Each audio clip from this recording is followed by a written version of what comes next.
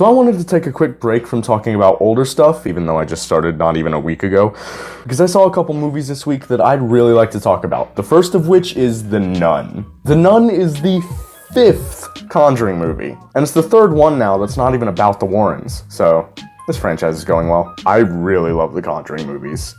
I mean, the first one is a modern classic, let's be honest. It was directed by James Wan, who, if you don't know, is kind of a big deal. He's the mind behind Saw, Dead Silence, that action movie that's a better Max Payne movie than the Max Payne movie. Insidious, you get the drill. He's made some good stuff. And his direction and style was what made The Conjuring, despite its cliched scares and seen-it-before story, so good. Yes, we've seen almost all of it before, except this shit.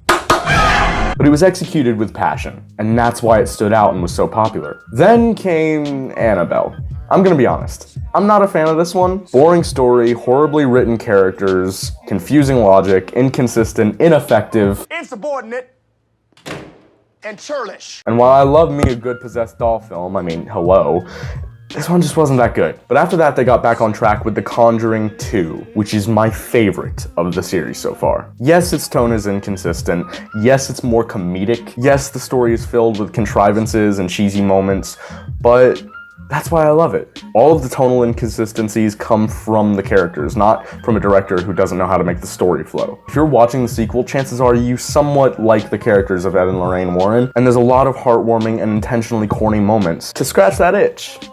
The emotional itch. It also introduced my favorite scene in any horror movie in recent years, The Crooked Man. The Muffin Man? The Muffin Man! James Wan returned to direct this one as well, and it shows. The main villain of the film is Valak, a demon that took multiple forms, one of which was the Crooked Man, but most often, it took the form of a nun. Creepy, spooky, and their next marketable horror icon. Next up was Annabelle Creation. Good. Nothing notable, but nothing bad either. Now we have The Nun, an entire film about Valak's nun form from The Conjuring 2. It takes place in Romania in 1952, where a priest and a nun in training investigate a convent where some strange stuff's been going on. And oh boy, do strange stuffs be going on. Without spoiling anything, I'm just gonna tell you right now that this film didn't scare me. Horror is subjective. What didn't scare me might scare you. But the majority of this film's idea of horror is something jumping out and going bleh, which isn't exactly my cup of tea. And normally I'd hate a film that's just jump scares, but I actually think you should go see this movie. I ended up unironically loving it. Maybe for the wrong reasons. The film is directed by Corin Hardy, whose only other film is The Hallow, where a family moves into a house in Ireland and have to fight against demonic creatures that live in the surrounding woods. It was really good, and surprisingly, actually genuinely scary, too. And it felt a lot like Don't Be Afraid of the Dark, or an adult version of Spiderwick Chronicles, because the demons are kind of fairies, like the evil kind. Anyway, when it came to this film, I didn't know what to expect. The movie begins with an actually effective opening. It's mysterious, dreadful, and really entertaining. Even the logo, the way it shows up, was pretty rad. So I was like, okay, this might be good.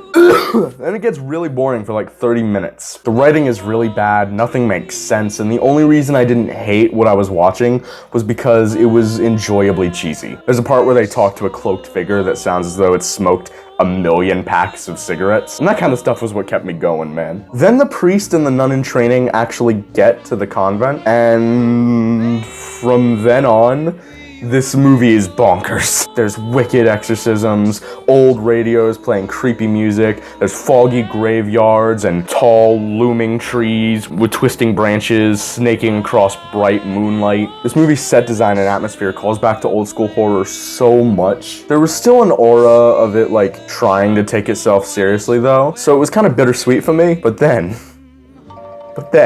one of the characters ends up meeting a zombie nun that jumps onto him from a tree and starts gnawing at his face at night in a spooky graveyard. And from that moment, I knew what kind of movie I was watching. Whether intentional or not, this is a funhouse horror movie. What I mean by that is, it's not like The Exorcist or The Babadook or The Witch, where it's slow-paced and like horror comes from the chilling subtlety. This movie's more along the lines of Evil Dead. These aren't the types of demons that wear their victim down until they possess them. They're not demons that prey on the weak or stalk ominously. These demons bury people alive after chasing them with a snake. These are the demons that jump out and go boo every 5 minutes, but it never gets old because it's fun. This movie does scary in a fun way. This movie understands that jump scares and exaggerated horror aren't really scary. They're more thrilling. And that's what this movie aims to do. Entertain and thrill you. There's elaborate and over-the-top camera work and action set pieces that are more spectacle than terror, and I'd equate the general feel of this movie to the 2017 It. That movie was like an adventurous fantasy film rather than pure horror, and that sums up exactly how I feel about The Nun. Don't take it from me, take it from the actual director. In his own words. Takes us back to 1952 in Romania, and it's a little bit more of a adventure, mystery, horror movie, this one. Among the director's inspirations for the film, he lists Hammer horror movies, which, if you don't know, Hammer Film Productions was a movie studio back in the old days that made a ton of cheesy gothic horror that generally went like this.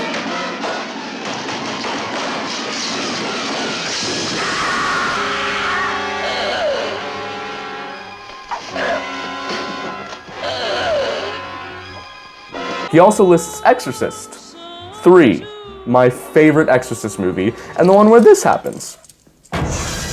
All I know is I had fun with this movie, and I think you guys will too. Because whether it's scary or not, above all else, it's entertaining. And given that it was the biggest box office opening for any Conjuring film up to this point, I think things are looking bright for The Nun.